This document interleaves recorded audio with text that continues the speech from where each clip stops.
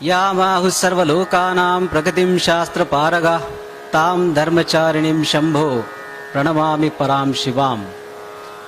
या धर्मसभेमध्ये अध्यक्ष रूपाने विराजमान असणारे त्रिकाल वंदनीय श्री 108 वेदांताचार्य दिगंबर शिवाचार्य महाराज, तसेच मुखेड मठाचे मठाध्यक्ष व आष्टी मठाचे मठाध्यक्ष यांच्या श्री चरणकमलांवर अनंत कोटी साष्टांग प्रणिपात अर्पण करून, तसेच या धर्मसभेमध्ये विराजमान असणारे आमचे मार्गदर्शक, ज्यांचा हात धरून आम्ही या प्रवाहामध्ये चालण्यास शिकलो, खरं तर आजही आम्ही त्यांच्यासमोर रेंगाळतोच, असे मानखेडकर गुरुजी, या धर्मसभेमध्ये विराजमान असणारे सर्व प्रवचनकार, कीर्तनकार, वीरशैव सिद्धांताचे अभ्यासक, तसेच सद्भक्त हो. अधिक मासानिमित्त हा जो अखंड शिवनाम सप्ताह या ठिकाणी आयोजित केला आहे, त्या सप्ताहामध्ये आपण जो नामयज्ञ प्रारंभ केला, त्या नामयज्ञामध्ये अहर्निश आपण 24 तास हा जपयज्ञ नामयज्ञ सुरू आहे. त्यातील हे एक व्याख्यानाचं सत्र. आजच्या या व्याख्यानाचा जो विषय सिद्धांत शिखामणीतील गुरुकारुण्य स्थल अधिक मास. यावर अनेकदा अधिक मासानिमित्त म्हणजे चिंतन झालेलेच आहे. आपणही ऐकलंच असेल की भारतीय कालगणनेमध्ये म्हणजे जे पंचांग आपलं आहे, त्यामध्ये जे 2-3 वर्षानंतर जो काही एक गॅप येतो, म्हणजे प्रत्येक 30 दिवसाची आपल्या 30 तिथींचा एक मास असतो आणि त्याचं कुठंतरी एक गणित जुळवण्यासाठी हा एक अधिकचा महिना येतो. असं हे गणितशास्त्रानुसार किंवा पंचांगानुसार एक महिना अधिक असा 2.5 वर्षानंतर किंवा 3 वर्षानंतर हा नित्य येत असतो. खरं तर याला मलमास असं म्हणतात, परंतु जेव्हा हा मलमास म्हणजे एका निंदित असा शब्द होत होता, तेव्हा तो मलमास भगवंताकडे गेला आणि भगवंताला म्हणू लागला की हे मलमास जे नाव आहे ते मला म्हणजे निंदा कर असं वाटतं. तर तेव्हा भगवंताने स्वतः सांगितलं की या मासाला जरी निंदा करत असतील तर हा एक पुरवणी मास आहे, म्हणजे अधिकचा मास आहे, आणि म्हणून या मासाला पुरुषोत्तम मास, म्हणजे स्वतः भगवंतानेच ज्या मासाला आपलं नाव दिलं, ज्या महिन्याला आपलं नाव दिलं, असा हा मास पुरुषोत्तम मास. आणि असं म्हणतात अधिकस्य अधिकम फलम. या अधिक मासामध्ये जे अधिक केलं जातं किंवा जी क्रिया आपण करतो ती अधिक फलदायी होते. म्हणजे जे आपण वर्षातले 12 महिन्यामध्ये जे काही पुण्यकर्म अर्जित करतो त्यापेक्षाही जास्त पुण्याचं फल या अधिक मासामध्ये जे करत असतो त्याचं आपल्याला प्राप्त होत असतं. मग त्या प्रयोजनानेच आपल्या सर्व त्रिकाल वंदनीय शिवाचार्यांनी हा अधिकचा मास जो आहे तो संपन्न कसा करायचा, तो उत्सव कसा संपन्न करायचा, तर त्याकरिता आयोजित केलेला हा सप्ताह, 7 दिवस अहर्निश आपण या ठिकाणी तो जपयज्ञ करत आहोत.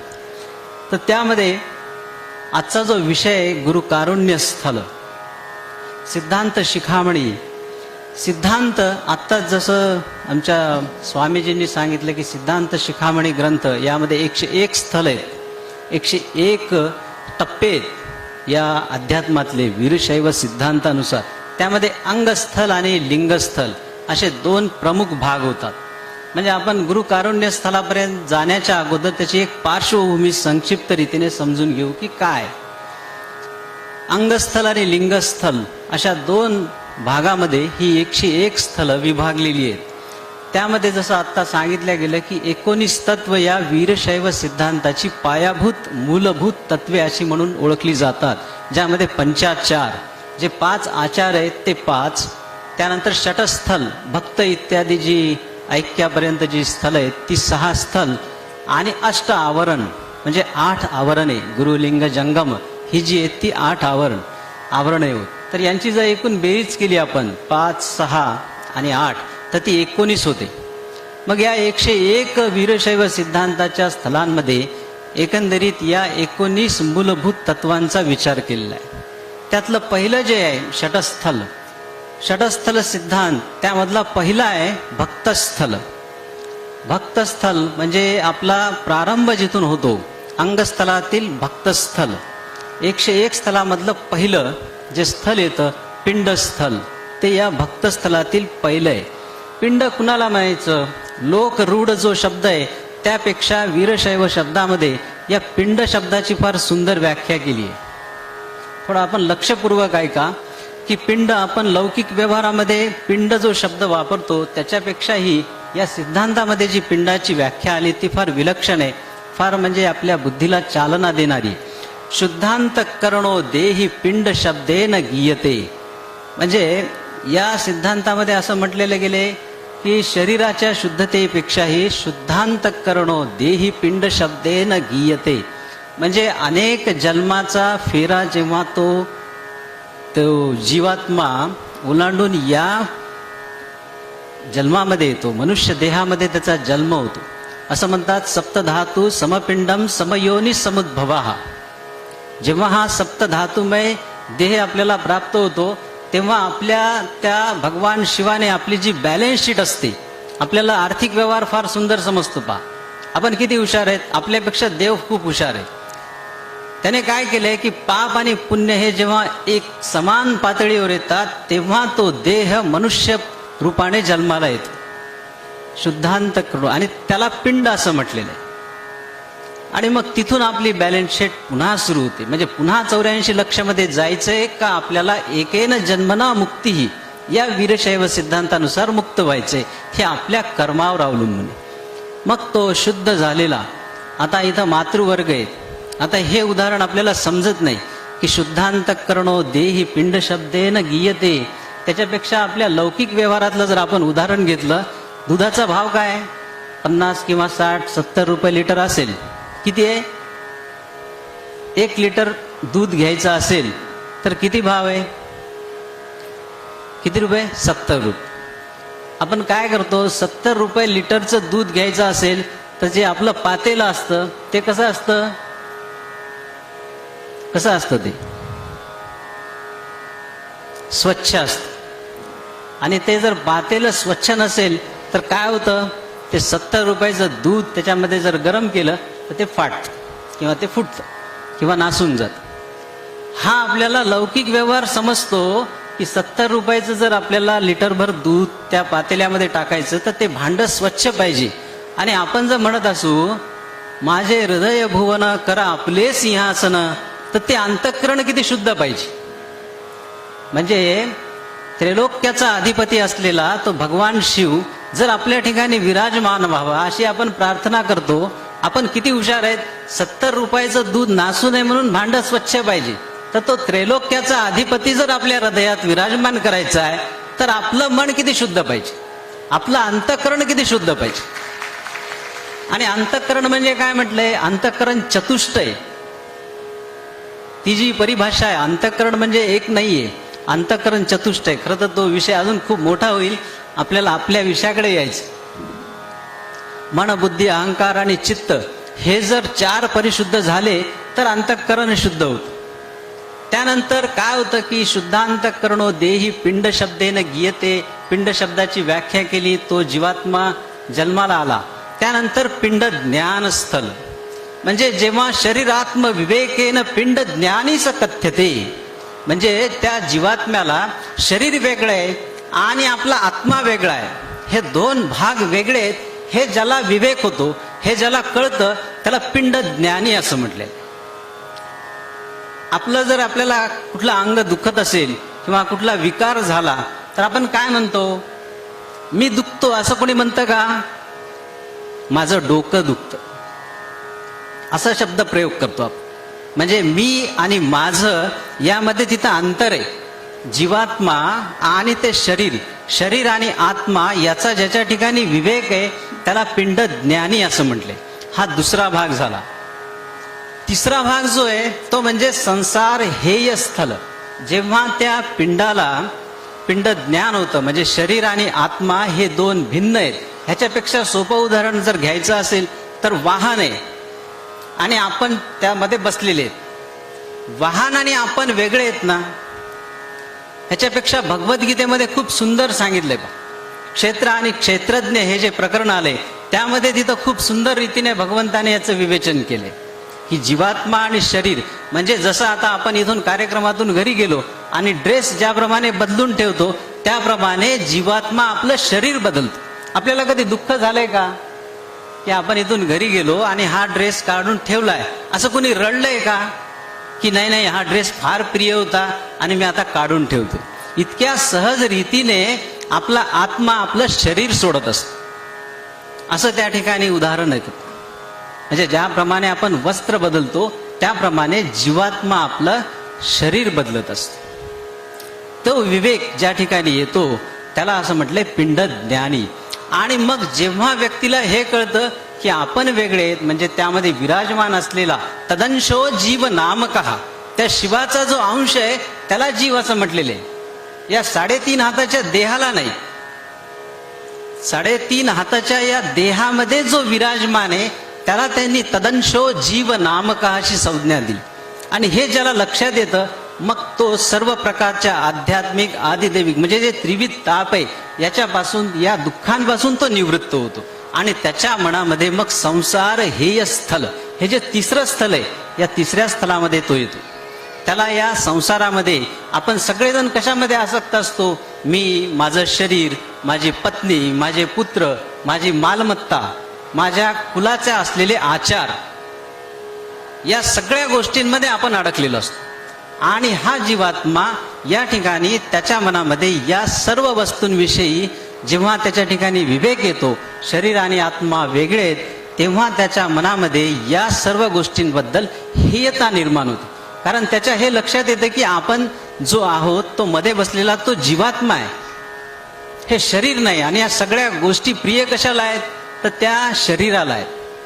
ही जी आसक्ती आहे ह्या जेव्हा त्याला विवेक होतो तेव्हा त्याच्या मनामध्ये या संसाराबद्दल हेय भाव निर्माण होऊन तो शिवाच्या भक्तीकडे वळतो. आता भक्तीकडे वळल्यानंतर आपला विषय आजचा सुरू होतो गुरु कारुण्य स्थल. आता असं म्हणतात की त्याच्या मनामध्ये काय होतं तर कधी तुम्ही बघितलंय लहान मूल जे आपण नदीमध्ये किंवा विहिरीमध्ये पोहायला जातो आणि पहिल्यांदा जेव्हा आपण त्या विहिरीमध्ये उडी मारतो किंवा त्या नदीमध्ये उडी मारतो, काय होतं? ते जे पाणी आहे ते आपल्या नाकातोंडामध्ये जातं. तो जेव्हा खाली जातो तर त्याच्या मनामध्ये सगळ्यात जास्त तीव्रतेने काय असतं, इच्छा काय असते की त्या पाण्यातून पटकन वर यायचा आणि श्वास घ्यायचा.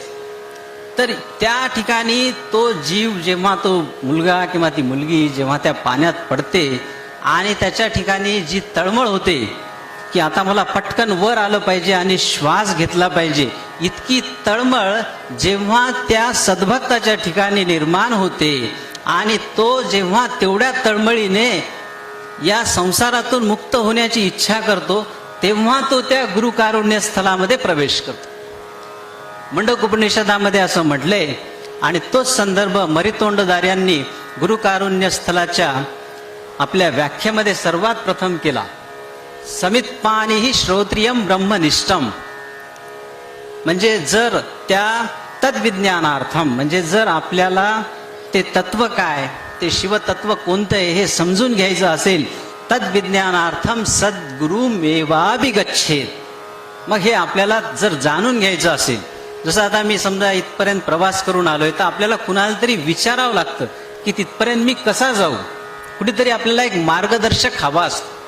जर आपल्याला योग्य मार्गदर्शक मिळाला तरच आपलं मार्गक्रमण किंवा आपला जो प्रवास आहे तो व्यवस्थित होऊ शकतो. मग इथं पण तेच आहे, तद्विज्ञानार्थम, आपल्यातीलच ते अंश किंवा तो जीवात्मा, तो शिव प्रभू जर दर्शन करावायचं असेल, त्याची जर अनुभूती घ्यावायची असेल तर तद्विज्ञानार्थम सद्गुरु मेवाभिगच्छेत. तर कुणाकडे जायचंय? सद्गुरूकडे जायचं. कसं जायचंय? समित्पानिहि. समित्पानी म्हणजे असं म्हटलं जातं, शास्त्रामध्ये असं सांगतात की सद्गुरू, राजा आणि बालक या तिघांकडे जर जायचं असेल तर रिक्त हाताने जाऊ नये. त्यांच्याकडे जात असताना काहीतरी भेट घेऊन जायला पाहिजे. म्हणजे राजा असेल किंवा गुरु असतील किंवा बालक असेल, या तिघांकडे आपण जेव्हा जात असतो तेव्हा त्यांना प्रिय असलेली वस्तू ही त्यांना भेट वस्तू म्हणून त्या ठिकाणी न्यायला पाहिजे. हा एक त्या ठिकाणचा संकेत होता, शास्त्राचा सुद्धा आणि व्यवहाराचा सुद्धा. तर या ठिकाणी तसंच सांगितले, समित पाणीही म्हणजे आपल्या हातामध्ये दर्भ किंवा पूजेचं साहित्य घेऊन त्या सद्गुरूला शरण गेलं पाहिजे. आता ते शरण जात असताना पुढे फार सुंदर रीतीने रेणुकाचार्यांनी, भगवत्पाद पूज्य रेणुकाचार्यांनी महर्षी अगस्तींना दोघांची लक्षणे सांगितली. गुरुकारुण्य स्थलामध्ये पहिल्यांदा शिष्याचं लक्षण येतं की शिष्य कसा असायला पाहिजे, आणि शिष्याच्या लक्षणानंतर आचार्य कसे असायला पाहिजे, सद्गुरू कसे असायला पाहिजे. दोन्ही मला वाटतं की एवढ्या सुंदर रीतीने म्हणजे जी काही धर्मग्रंथ आहेत किंवा जे शास्त्रग्रंथ आहेत, इतक्या स्पष्ट पद्धतीने कुठेही या इतक्या सहज रीतीने दोघांची लक्षणे असलेला मला वाटतं सिद्धांत शिखामणी हा एकमेव ग्रंथ आहे. तो शिष्य कसा असावा तर त्या ठिकाणी सांगितलंय, ततः विवेक संपन्न.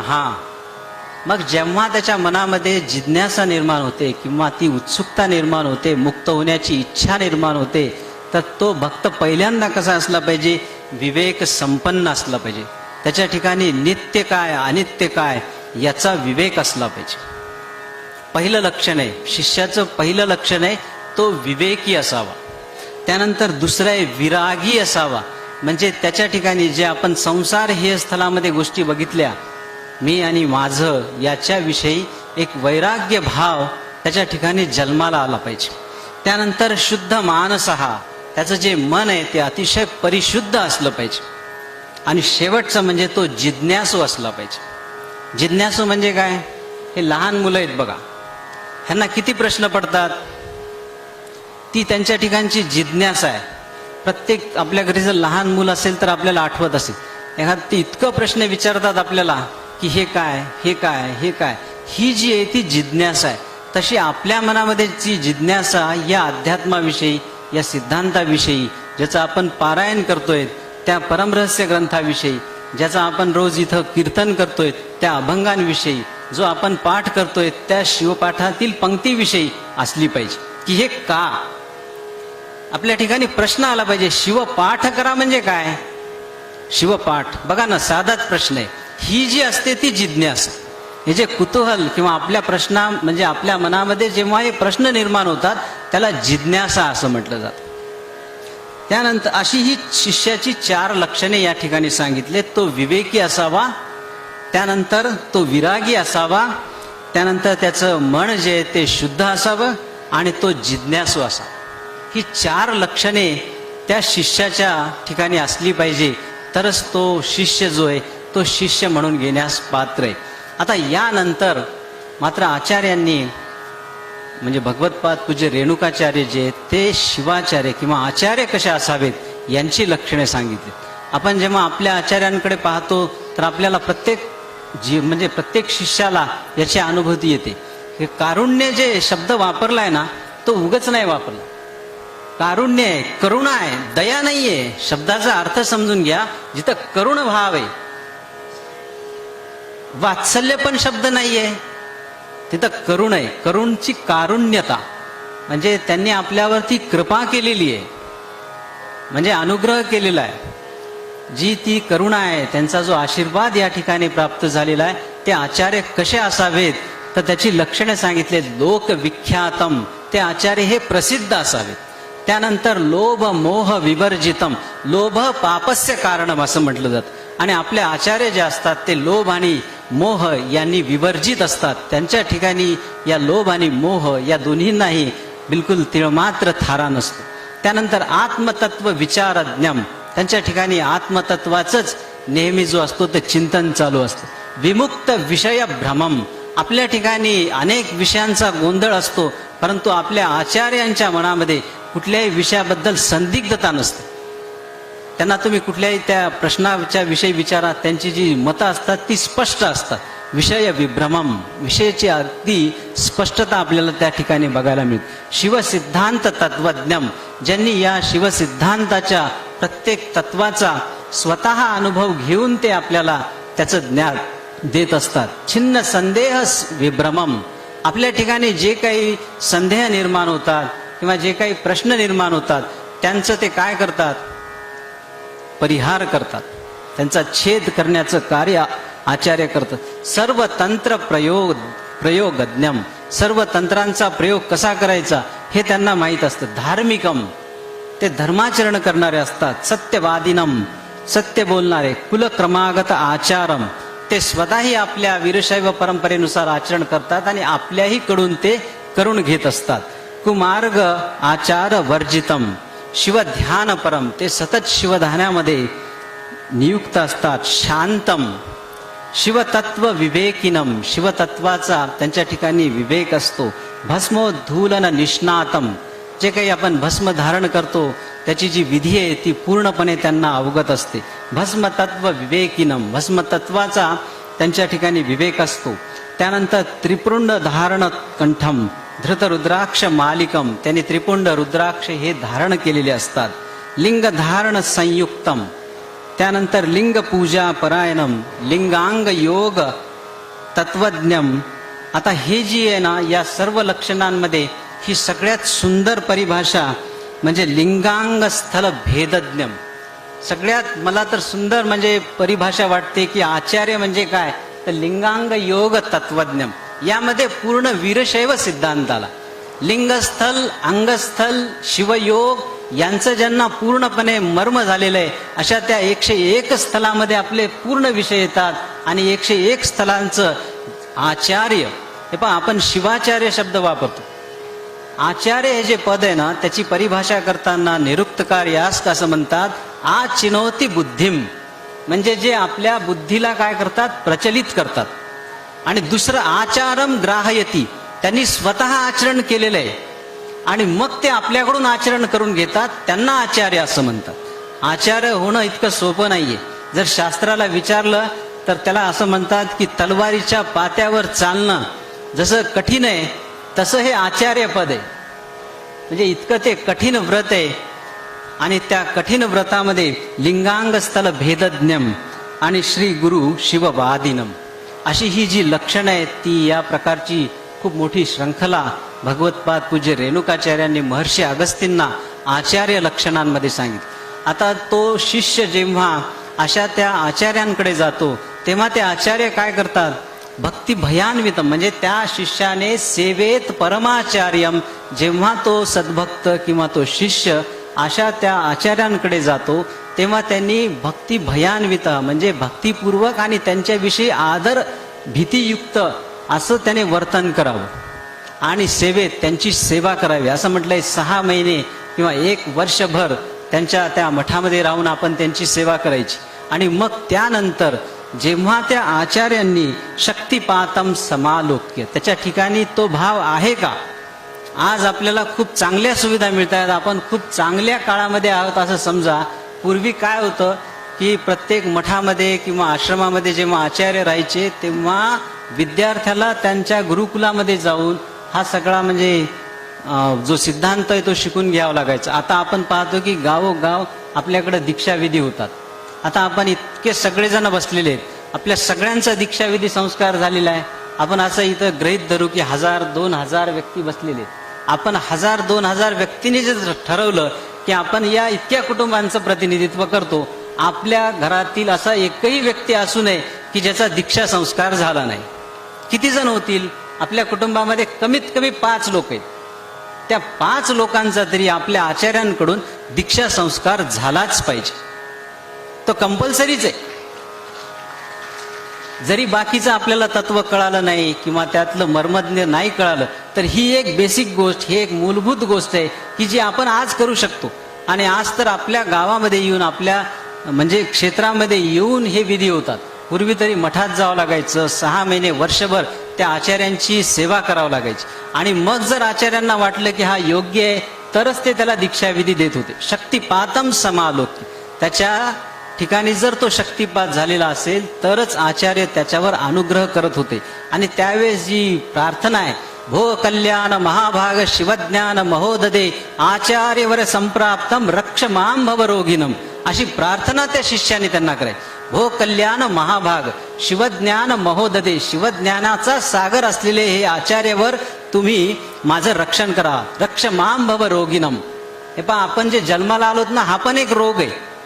पुनरपि जननम पुनरपि मरणम पुनरपि जननी जठरे शयनम. आणि याच्यातून जर मुक्त व्हायचं असेल तर आपले माता पित्यांनी एकच जन्म दिलाय आपल्याला. म्हणजे आपण एक माता पित्यांच्या उदरातून, मातेच्या उदरातून जन्माला आलो. जन्मना जायते शूद्र. हा प्रत्येक जीवात्मा हा जन्माने शुद्ध असतो. संस्कारात द्विज उच्चते. त्याच्यावर जेव्हा संस्कार होतात, आचार्य अनुग्रह करतात, तो दीक्षाविधी होतो, तेव्हा तो द्विज होतो. द्विज म्हणजे द्वाभ्याम जायते, दोनदा ज्याचा जन्म होतो. एकदा मातेच्या उदरातून आणि नंतर आचार्यांच्या उदरात. या विधीमध्ये त्याचा दुसरा जन्म होतो. पहिल्या जन्मामध्ये तो मनुष्य देहामध्ये येतो आणि दुसऱ्या जन्मामध्ये तो या संसारातून मुक्त होतो. हा दीक्षा विधी. आता ती दीक्षा जी आहे, म्हणजे जी गुरुची करुणा प्राप्त झाल्यानंतर किंवा गुरुचा अनुग्रह प्राप्त झाल्यानंतर जो विधी केला जातो त्याला दीक्षा विधी असं म्हणतात. दीक्षा पद किती आहेत? दोनच वर्ण आहेत, दी आणिक्षा. दीयते च शिवज्ञानम क्षीयते पाशबंधनम. ज्या विधीमध्ये शिवज्ञान दिलं जातं. पहा, प्रत्येक शब्द आणि प्रत्येक शब्दाचा अर्थ जर केला ना तर अशी प्रवचनाची कितीतरी मोठी श्रृंखला होईल की एका एका पदावरच एक एक प्रवचन होतं. इतके ते पद किंवा इतके ते शब्द म्हणजे अर्थाने गूढ आहेत. कारण सांगणारे काही कमी नाही तरी भगवतपाद पूज्य स्वतः रेणुकाचार्य उपदेश करतात आणि महर्षी अगस्ती हा उपदेश ऐकतात. आपल्याला माहीत नसेल की हे जे शिष्य आहेत किंवा हे जे विद्यार्थी आहेत, महर्षी अगस्ती यांच्याविषयी असं सांगितलं जातं की जर समजा आपलं तराजू असतो ना, तराजू मोजण्याचा, एका तराजूमध्ये आपण ते साखर तुला करतो. पहा, आपल्याकडे ज्येष्ठ मंडळी असेल तर त्यांची आपण साखर तुला करतो. ते साखर तुलेच्या वेळेस काय करतो, एका पारड्यामध्ये आपण त्या व्यक्तीला बसवतो आणि दुसऱ्या पारड्यामध्ये ती ज्याची तुला करायची आहे, म्हणजे ज्या वस्तूने ती वस्तू ठेवत असतो.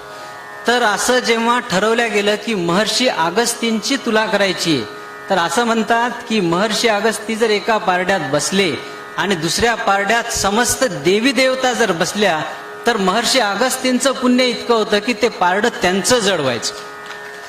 आता असे महर्षी अगस्ती जर भगवतपाद पूज्य रेणुकाचार्यांकडून उपदेश घेत असतील तर तुम्ही महत्ती त्यांची लक्षात घ्या किती असेल. आणि तो जो सिद्धांत आहे तो किती महत्वाचा असेल. आणि जे आपण आज शिष्याचे लक्षण पाहिले की हा सिद्धांत जो आपण आज ऐकतोय, हा सिद्धांत कुणी कुणाला सांगितलाय तर स्वतः भगवान शिवानी माता पार्वतीला सांगितलं. ते पती पत्नी आहेत ते नंतरचं नातं आहे. पहिलं नातं त्या ठिकाणी गुरु आणि शिष्याचं आहे. आपण सर्वजण तो ग्रंथ वाचताय, तो परमरहस्य. त्या ग्रंथामध्ये पहा, पार्वती उवाच शिव उवाच, दोघांचा संवाद आहे. आज आपण पती पत्नी जेव्हा संवाद करतो, आपले संवाद पहा, त्या पती पत्नीचे संवाद पहा. म्हणजे आपल्या लक्षात येईल की काय संवाद आहेत, काय त्यांनी प्रश्न विचारलाय, तत्व म्हणजे काय. आपण कधी विचारलंय आपल्या पतीला किंवा आपल्या पतीने कधी पत्नीला विचारलंय. म्हणजे आपल्या ठिकाणी आपण जो ग्रंथ वाचतोय त्यामध्ये आपण जर पती पत्नी म्हणून जरी बघितलं तर भगवान शिव माता पार्वतीच्या प्रत्येक प्रश्नाच्या जिज्ञासेचं उत्तर देत आहे. तुम्ही जे आज शिष्याची लक्षणे ऐकलीत की नित्यानित्य विवेक आहे का, विरागी आहे का, त्यानंतर जिज्ञासा आहे का, तर ही सगळी लक्षणे त्या ठिकाणी माता पार्वतीच्या ठिकाणी दिसतात. आणि जी काही लक्षणे आपण आचार्यांची पाहिलीत ती ओतप्रोत आपल्याला भगवंताच्या ठिकाणी दिसतात जर आपण या दृष्टीने विचार केला. आणि आपण जेव्हा आपल्या लौकिक व्यवहारामध्ये जगत असतो, आपला संवाद काय असतो. आज मला वाटतं की आपली कुटुंब व्यवस्था थोड्या बहुत प्रमाणाने जी पाश्चिमात्य संस्कृतीने प्रभावित झाली, तिला जर उत्तर द्यायचं असेल तर हेच आहे की जेव्हा आपल्यामध्ये संवाद होईल आणि अशा प्रकारचा संवाद होईल, ज्या प्रकारे आपण परमरहस्य ग्रंथ वाचतोय, आपल्या जीवनातील ज्या काही समस्या आहेत त्या निराकरण करण्यासाठी आचार्यवर तर समर्थ आहेतच, परंतु वर्षभर किंवा अहर्निश 24 तास आपण ज्यांच्या सहवासात घालवतो असे आपले कुटुंबीय, त्यांच्यामध्ये जर असा संवाद होऊ लागला की एखादी गोष्ट मला नाही समजली, पत्नीला विचारली, पत्नीला नाही समजली, तिने पतीला विचारली, काय जाईल, त्या दोघांमध्ये संवाद होईल. दोघांना नाही समजली, दोघांनी जाऊन मठात विचारली, तर मला वाटतं की आपल्यासारखे सुखी आपणच आहेत.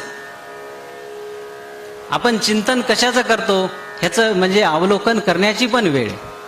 यानंतर आता आपण आलो होतो दीक्षा. दीयतेच शिवज्ञानम, सगळ्यात महत्वाचा भाग आहे. हिला जर समजून घेतलं तर मला वाटतं की आपल्याला लक्षात येईल आपल्यावर जो संस्कार होतो. खरं तर दीक्षा संस्कार करण्याची जी वेळ आहे ती 8व्या वर्षी सांगितली. शास्त्राने असं म्हटलंय की बालकावर किंवा बालिकेवर, आणि आपला वीरशैव सिद्धांत इतका छान आहे की या ठिकाणी स्त्री पुरुष असा भेद नाही. म्हणजे मुलांवर जसा संस्कार केला जातो त्याच पद्धतीने मुलीवर होतो. तीच दीक्षा विधी मुलींच्या बाबतीत पण केली जाते. असा ही एकमेव परंपरा आहे की ज्या ठिकाणी स्त्री आणि पुरुष या दोघांवरही हा संस्कार केला जातो. म्हणजे इथं कुठलाही भेद म्हणजे लिंगभेद नाहीये. जीवात्मा म्हणूनच दोघांकडे तटस्थपणे पाहिलेले की तदंशो जीव नामका, ते स्त्री असो पुरुष असो, ते काय तर ते शिवाचे अंश आहेत आणि त्यांना परिशुद्ध करणं हे आचार्यांचं कर्तव्य आहे किंवा त्या विधीमध्ये ते संपन्न करत असतात. तर ती दीक्षा दीयतेच शिवज्ञानम, म्हणजे ज्यामध्ये शिवज्ञान दिलं जातं. आणि क्षीयते पाशबंधनम, आपण जी याच्या अगोदर पिंडज्ञान स्थलामध्ये पाहिलं की आध्यात्मिक आदिभौतिक आदिदैविक किंवा जी काही आपली पाशबंधन आहे, जी आपल्याला अनेक जन्माचं संचित आहे, ते संचित जर कुठं खंडन होत असेल तर त्या दीक्षाविधीमध्ये आचार्यांकडून केलं जातं. म्हणून क्षीयतेच पाशबंधनम, म्हणून ते मुंडन केलं जातं पहा मुलांचं. म्हणजे त्या ठिकाणी त्याचं जे परिमार्जन आहे ते त्या विधीमध्ये होतं. मग क्षीयते पाशबंधनम, त्याचे जे सगळे पाश आहेत, जे त्याचे भवपाश म्हणून संबोधले जातात, ते सगळे त्या विधीमध्ये नष्ट होतात. 2 क्रिया होतात एका विधीमध्ये. शिवज्ञान दिलं जातं आणि दुसरं म्हणजे पाशाचं बंधन जे आहे ते नष्ट केलं जातं. आता ही जी दीक्षा आहे, सा दीक्षा त्रिविधा प्रोक्ता, ही दीक्षा 3 प्रकारची असते वीरशैव सिद्धांतामध्ये दीक्षेत. तसं तर दीक्षाविधीचे शैवागम सिद्धांतामध्ये किंवा शैवागम साहित्यामध्ये अनेक प्रकार सांगितले, परंतु सिद्धांत शिखामणीमध्ये प्रमुख 3 भेद सांगितले. एक म्हणजे वेधारूपा, क्रियारूपा आणि मांत्रिरूप, असे 3 दीक्षाविधीचे प्रकार सांगितले. पहिली जी आहे ती वेधारूपा.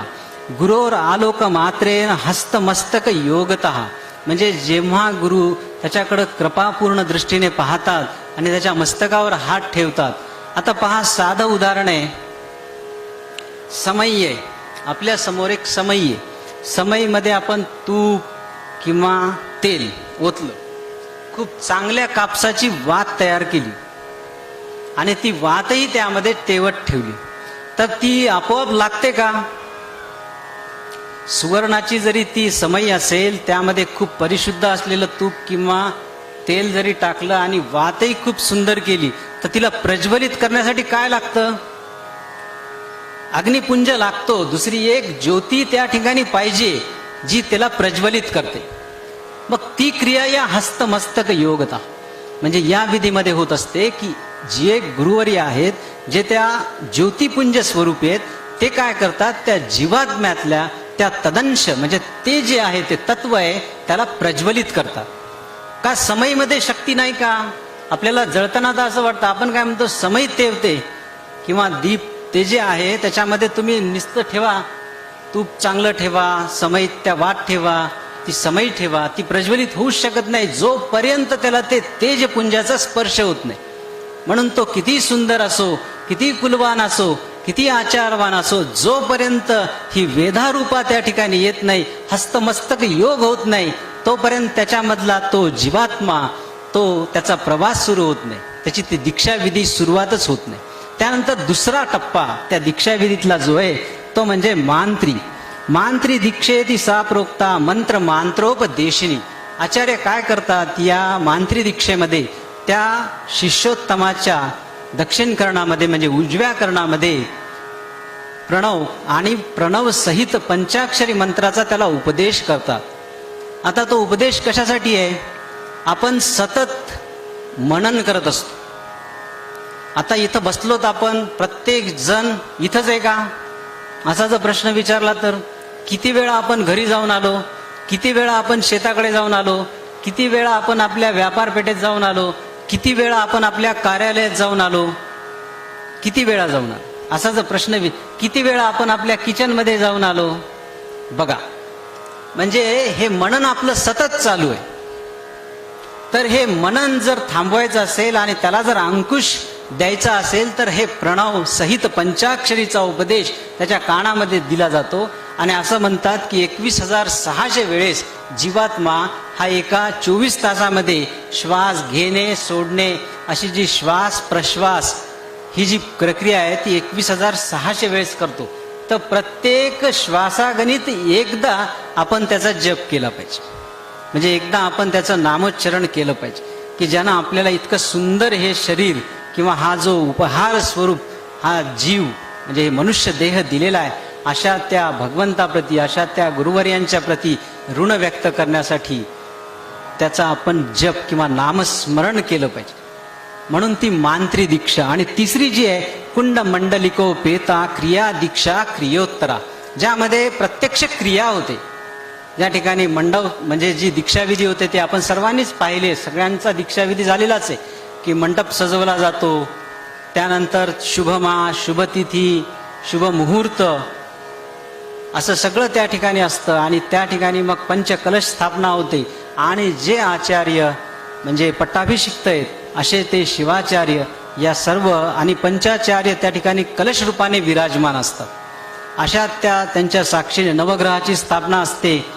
त्यानंतर सगळ्या प्रकारचे त्या ठिकाणी विधी होऊन आपल्यावर तो संस्कार त्या मंडपामध्ये केला जातो. ही क्रिया ज्या ठिकाणी होते त्याला क्रिया दीक्षा असं म्हटलं जातं. म्हणजे वेदारूपा मंत्ररूपा आणि क्रियारूपा असे हे 3 त्या दीक्षेचे प्रकार या ठिकाणी भगवत्पाद पूज्य रेणुकाचार्यांनी महर्षी अगस्तींना सांगितले. आणि ते शिवयोगी शिवाचार्यांनी या गुरुकारुण्य स्थलामध्ये जे शब्दरूपाने प्रतिबद्ध केलेत ते आपण या ठिकाणी या दीक्षाविधीमध्ये ऐकले. तर हे सगळं एक म्हणजे गुरुची करुणा जेव्हा प्राप्त होते असं हे प्रकरण आहे. म्हणजे असा हा स्थलाचा भाग आहे की जो म्हणजे शिष्याच्या लक्षणापासून ते गुरुवर्यांनी केलेली दीक्षाविधी असं ह्या गुरुकारुण्य स्थलाची महती आहे. आणि तो जीवात्मा ज्याच्यावर तो दीक्षाविधी संस्कार होतो मग त्याचा या आपल्या म्हणजे गुरुकारुण्य स्थल म्हणजे पहिलं स्थल अष्टावरणातील पहिलं आवरण जे आहे ते गुरु हे या ठिकाणून सुरू होतं.